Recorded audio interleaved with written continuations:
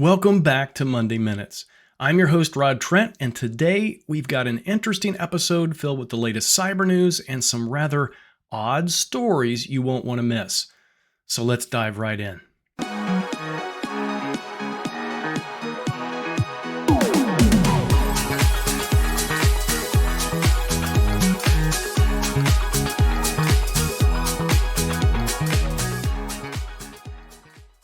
First up, we have some major news coming out of the White House.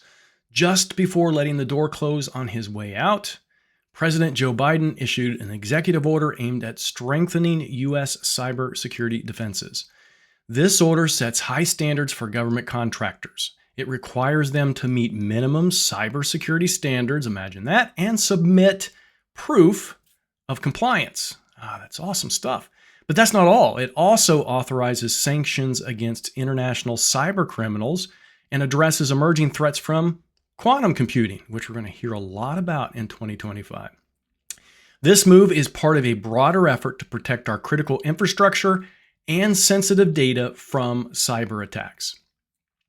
Next, we have a massive data leak in China, and it's literally one of the largest that has ever been recorded.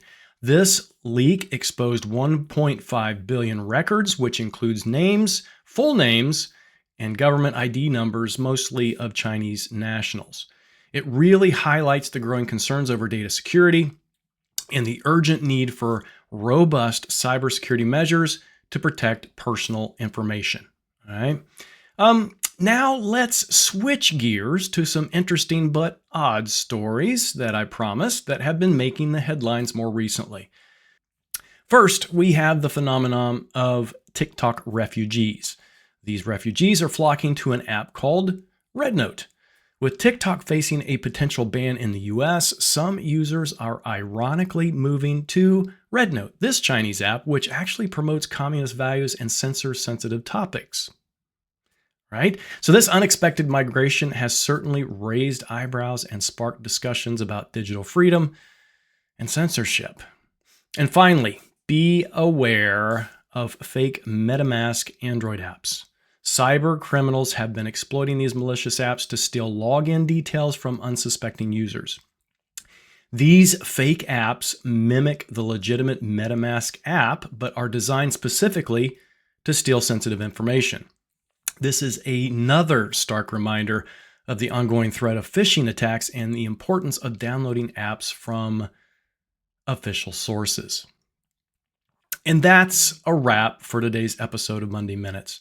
I'm your host, Trent, and I hope you found this information as fascinating as I did. Right? Check out the show notes for links to go deeper into today's stories.